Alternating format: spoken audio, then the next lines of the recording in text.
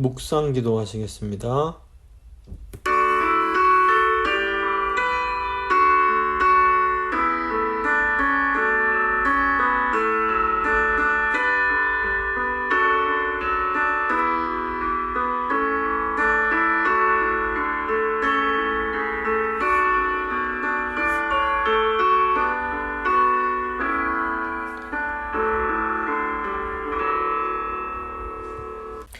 사도신경 고백합니다. 나는 전능하신 아버지 하나님, 천지의 창조주를 믿습니다. 나는 그의 유일하신 아들 우리 주 예수 그리스도를 믿습니다.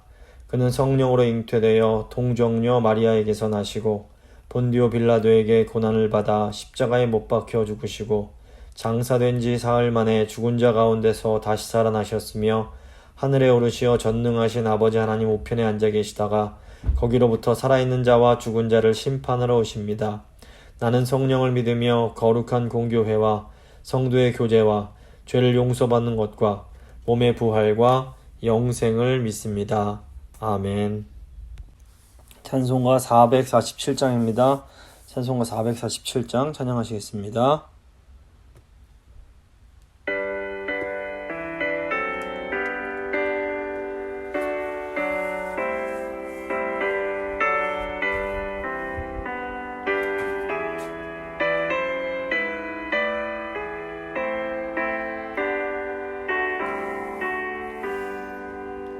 이 세상 끝날까지 주 섬겨 살리니 내 친구 되신 주연을 함께 하소서.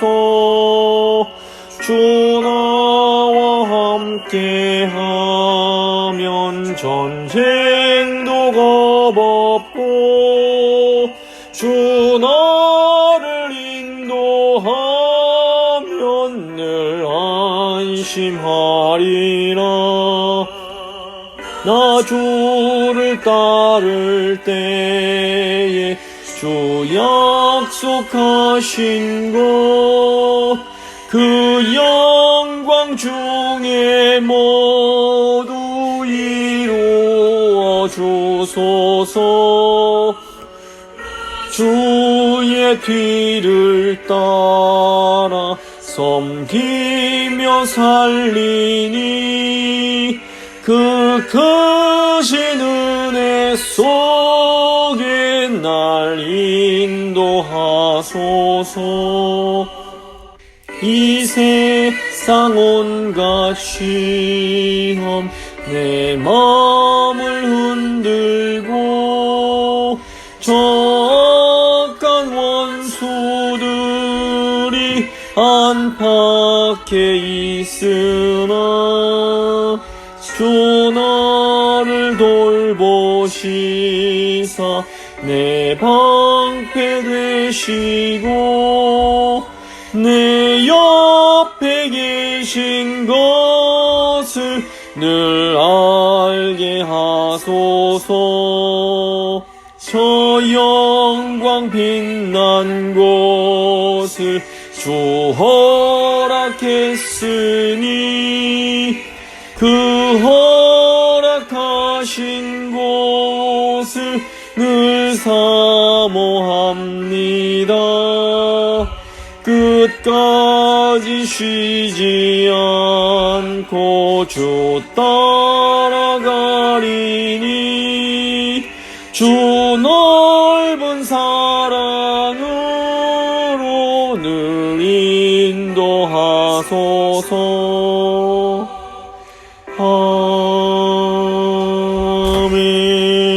아멘. 기도하시겠습니다.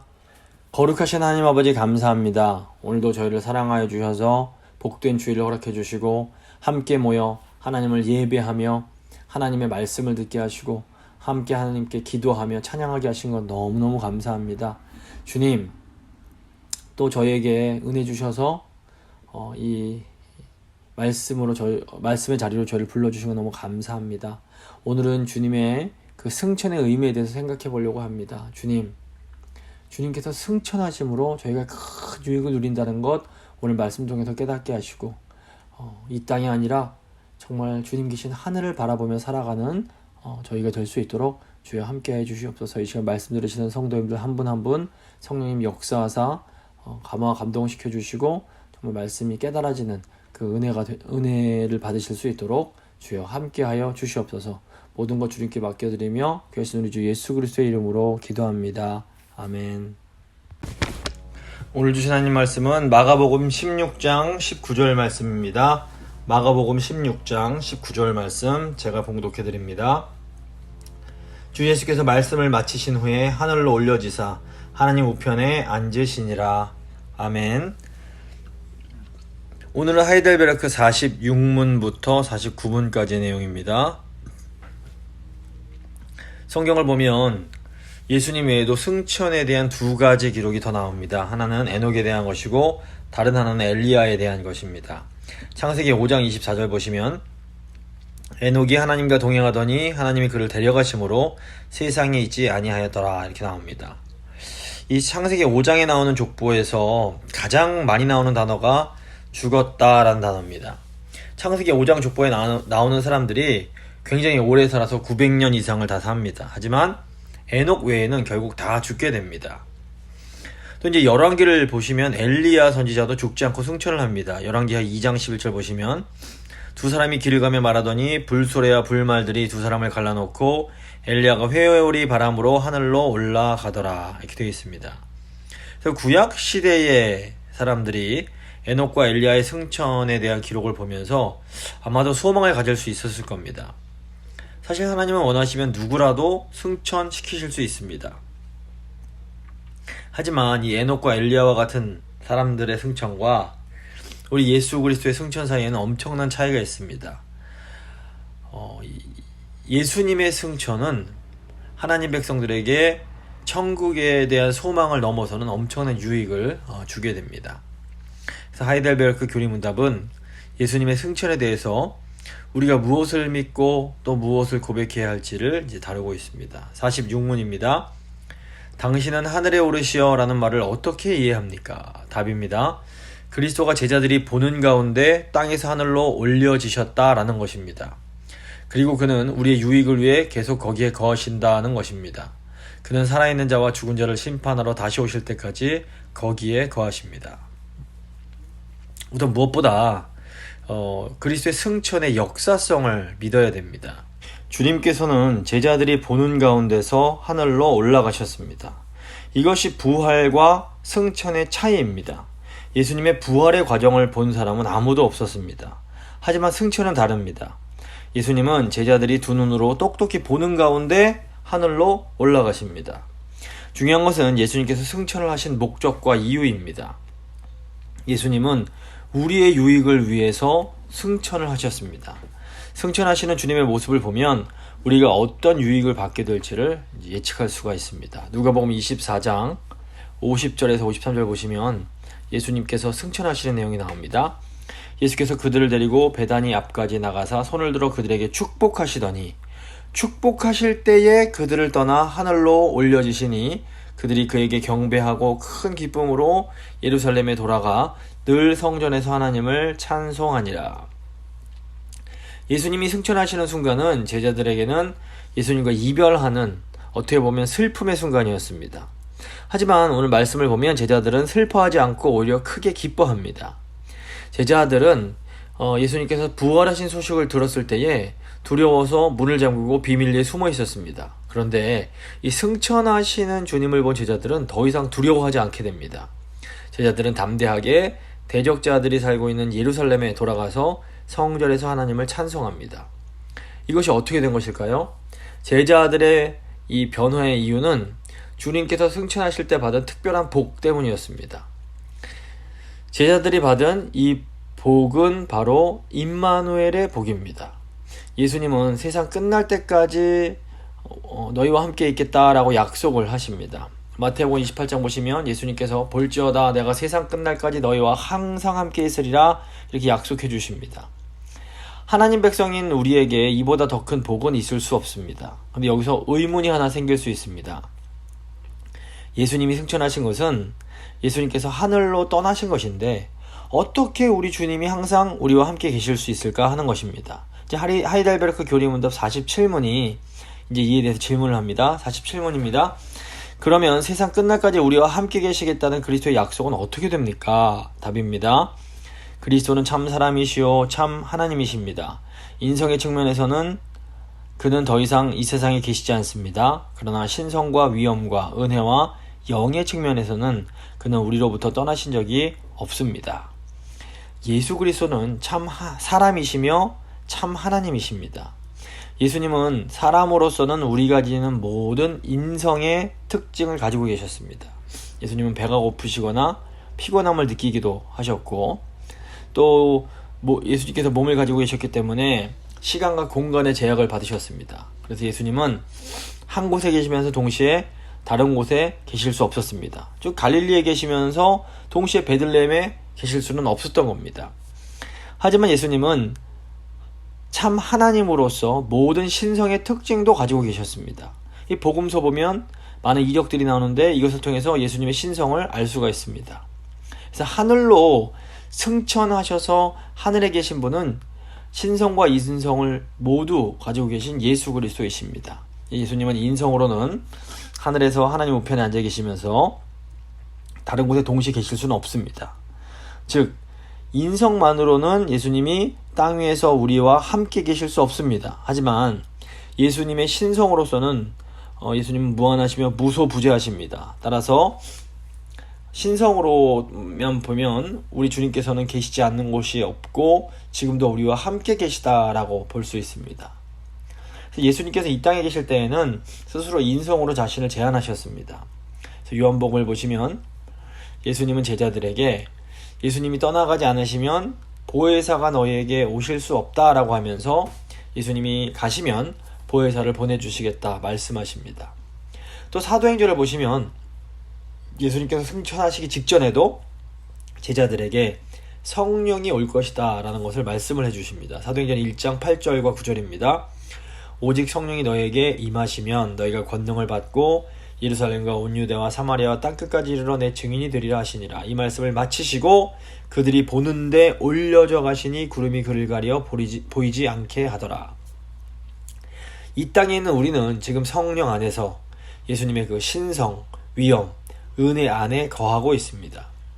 그런데 예수님의 인성으로는 하나님의 우편에 계시고 동시에 신성으로는 이 땅에서 우리와 함께 하신다면 이거 예수님의 인성과 신성이 서로 분리된 것 아닌가라는 또 생각이 들 수가 있습니다.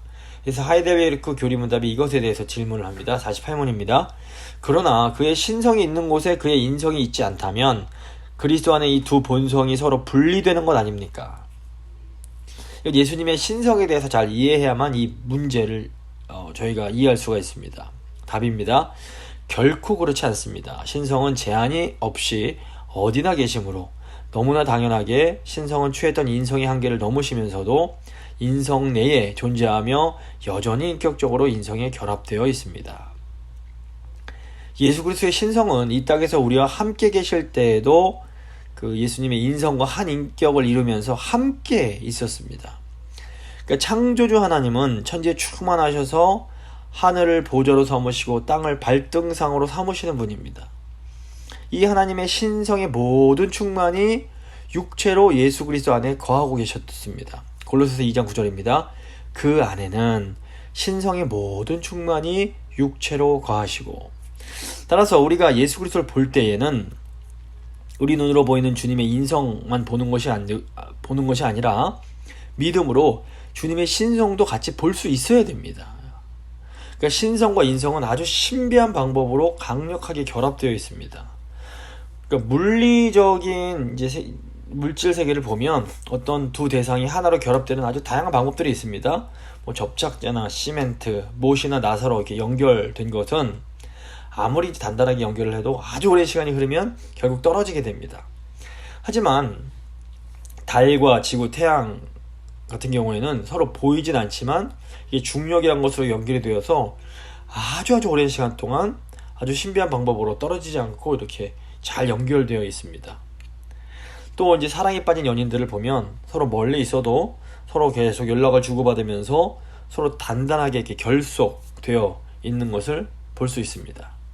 사실 눈에 보이는 어떤 접착제보다도 눈에 보이지 않는 중력이나 어떤 사랑의 접착력이 훨씬 더 강하다는 것을 저희가 알 수 있습니다. 무한하고 영원하시고 전능하신 이 신성을 가지신 성자 하나님이 인성을 취하셨습니다. 그래서 예수님의 신성과 인성은 결코 분리되지 않습니다. 예수님께서 십자가에서 죽으시는 순간에도 그리스도의 신성이 인성을 떠나지 않았습니다. 이것이 아주 놀라운 신비입니다. 우리는 예수님을 종종 우리 인성의 수준으로 제한하면서 생각하는 경우가 참 많습니다. 하지만 예수님 안에는 신성의 모든 충만이 육체로 거하고 있다는 것을 잊어서는 안 됩니다. 나아가 예수 그리스도는 성령 안에서 아주 강력하게 이 성도들과 하나로 결합되어 있습니다. 그리스도는 성도들과 신비하게 한 몸을 이루고 계십니다. 우리 성도들은 예수 그리스도를 머리로 하는 한 몸의 지체들입니다. 그래서 우리가 이 보이지 않는 신비한 연합을 믿음의 눈으로 바라보면서 교회의 다른 지체들을 소중하게 여기며 섬길 수 있어야 됩니다. 사실 주님의 신성과 인성이 어떻게 분리될 수 없는가 이런 것보다 더 중요한 것이 그리스도의 승천이 우리에게 주는 아주 실질적인 유익이 무엇인가 하는 겁니다. 49문이 그것을 물어봅니다. 그리스도의 승천은 우리에게 어떤 유익이 됩니까? 이제 세 부분으로 나눠지는데, 첫째, 그는 하늘에서 그의 아버지 앞에서 우리의 변호자가 되어주십니다. 예수님께서 누가복음 보면 제자들을 축복하시면서 승천하십니다. 하지만 이 축복은 승천의 순간에만 하신 것이 아닙니다. 예수님은 하늘에 계시면서도 여전히 우리를 축복하고 계십니다. 승천하신 그리스도께서 우리에게 주시는 복 중에 가장 큰 복이 바로 죄사함의 복입니다. 요한일서 2장 1절 보시면 나의 자녀들아 내가 이것을 너희에게 쓰면 너희로 죄를 범하지 않게 하려 함이라. 만일 누가 죄를 범하여도 아버지 앞에서 우리에게 대언자가 있으니 곧 의로우신 예수 그리스도시라. 예수님은 하나님의 우편에서 우리를 위해서 중보하고 계십니다. 히브리서 9장 24절 보시면 그리스도께서는 참것의 그림자의 손으로 만든 성소에 들어가지 아니하시고 바로 그 하늘에 들어가사 이제 우리를 위하여 하나님 앞에 나타나시고, 그러니까 예수 그리스도께서 들어가신 하늘은 하나님께서 계시는 지성소를 의미합니다. 구약의 대제사장이 온 백성을 대표해서 하나님 앞에 섰던 것처럼 예수 그리스도도 하나님 앞에 우리 모두를 대신해서 나타나시고 서시는 겁니다. 근데 하나님께서 그리스도를 받으셨기에 그 안에서 우리도 하나님께 용납이 됩니다. 주님이 승천하셨다라는 것은 하늘이 열렸다는 것을 의미하고 하나님과 인간이 화목하게 되었음을 의미합니다.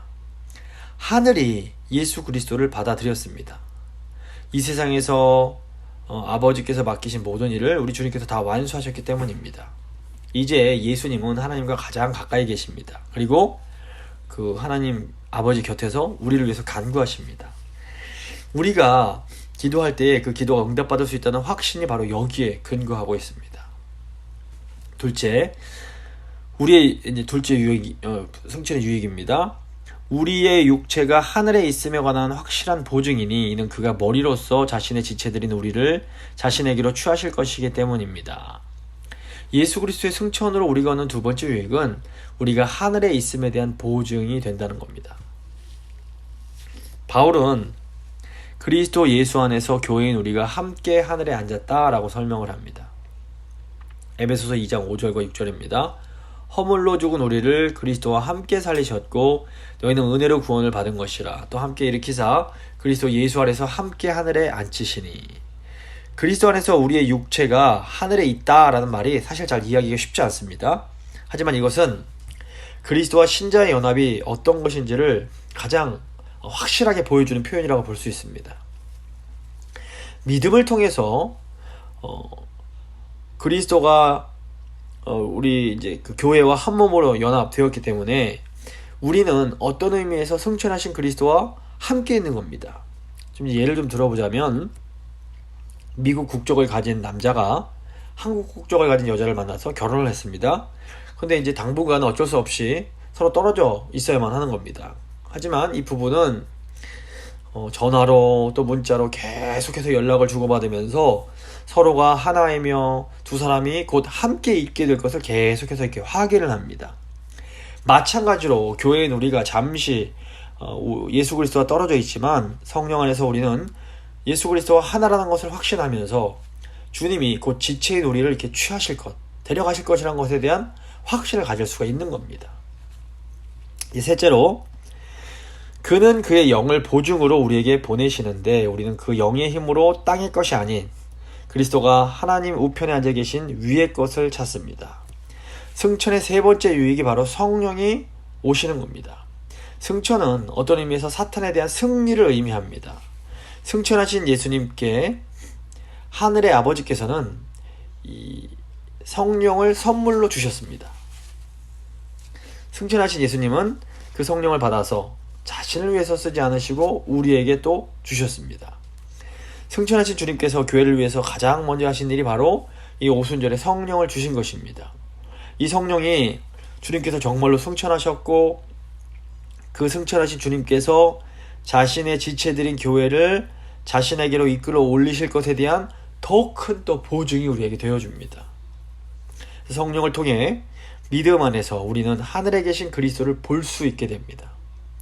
그리스도인들에게는 우리 모든 삶의 궁극적인 목표가 이 땅이 아닌 하늘이 되어야 됩니다.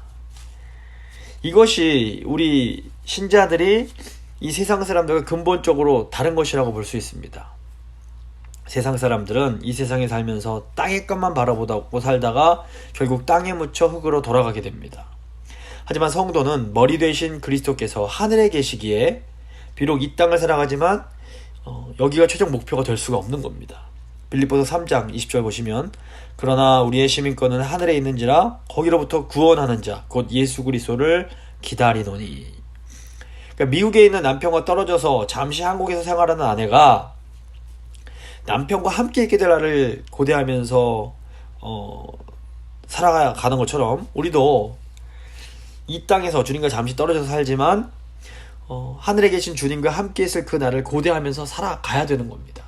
그래서 주님의 승천은 우리에게 너무나 큰 유익을 줍니다. 주님이 하나님 곁에, 하늘에 계신 하나님 곁에 아버지 곁에 계셔서 우리를 위해서 계속 중보해 주시고 또 우리가 지금 이제 곧 하늘에 가게 될 것에 대한 아주 강력한 보증이 되시고 또 성령을 우리에게 보내주시는 그런 유익이 있는 겁니다. 이 시간에 한번 기도하실 때 주님 승천하심으로 우리에게 성령을 보내주신 거 너무 감사합니다.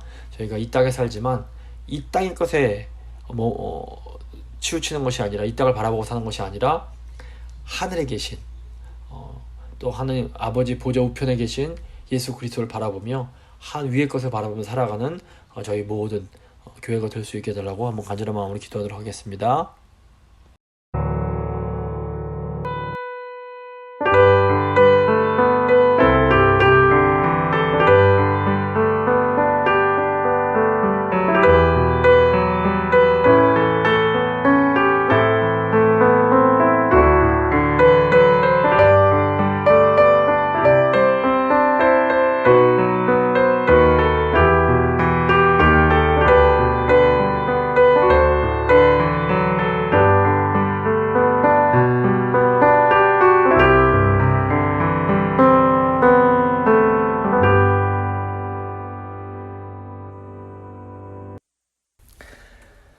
하나님 감사합니다. 예수님을 죽음에서 부활하게 하시고 또 하늘로 올리우게 하사 우리의 중보자가 되게 하시고 또 우리가 장차 하늘에 갈 것에 대한 강력한 보증이 되게 하시고 또 우리에게 성령을 보낼 수 있게 하시고 너무너무 감사합니다. 저희가 예수님께서 승천하신 것 분명히 믿으며 또 믿음의 눈으로 하늘에 계신 예수님을 계속 바라봅니다. 주님, 저희가 이 땅을 살지만 썩어질 이 땅의 것에 집착하고 이 땅의 것을 사모하는 것이 아니라 영원히 썩지 않을 그 하늘을 바라보면서 주님을 바라보며 이 땅을 살아갈 수 있도록 주님 함께하여 주시옵소서. 저희 성도님들 한 분 한 분 이 땅이 아니라 하늘의 소망 가지고 사실 수 있도록, 그래서 하늘에서 오는 참된 소망과 참된 힘과 능력을 받고 살 수 있도록 주여 저희 성도님들 붙들어 주시옵소서. 하나님 은혜 감사드리며 귀하신 우리 주 예수 그리스도의 이름으로 기도합니다. 아멘. 찬송가 161장입니다. 찬송가 161장 찬양하시겠습니다.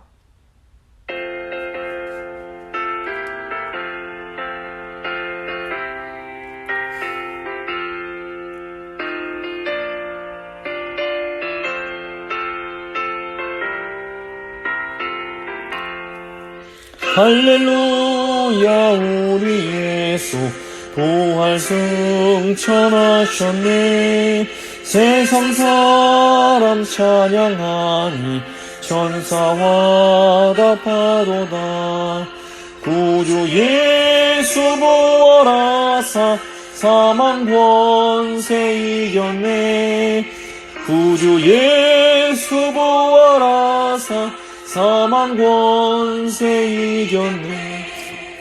할렐루야 우리 예수 왕의 왕이 되시고 우리들의 중보 대신 성령 증거하시네. 구주 예수 부활하사 처음 열매 되셨네. 구주 예수 부활하사 처음 열매 되셨네. 할렐루야 우리 예수 음과 티가 없도다. 무덤 속에 있는 죄인 주가 일으키시네. 구주 예수 부활하사 영광 주러 오시네.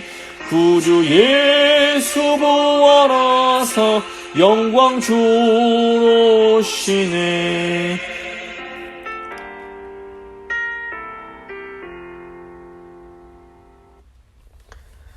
주님 가르쳐 주신 기도로 예배 마치도록 하겠습니다. 하늘에 계신 우리 아버지, 아버지의 이름을 거룩하게 하시며 아버지의 나라가 오게 하시며 아버지의 뜻이 하늘에서와 같이 땅에서도 이루어지게 하소서. 오늘 우리에게 일용할 양식을 주시고 우리가 우리에게 잘못한 사람을 용서해 준 것 같이 우리 죄를 용서해 주시고 우리를 시험에 빠지지 않게 하시고 악에서 구하소서. 나라와 권능과 영광이 영원히 아버지의 것입니다. 아멘.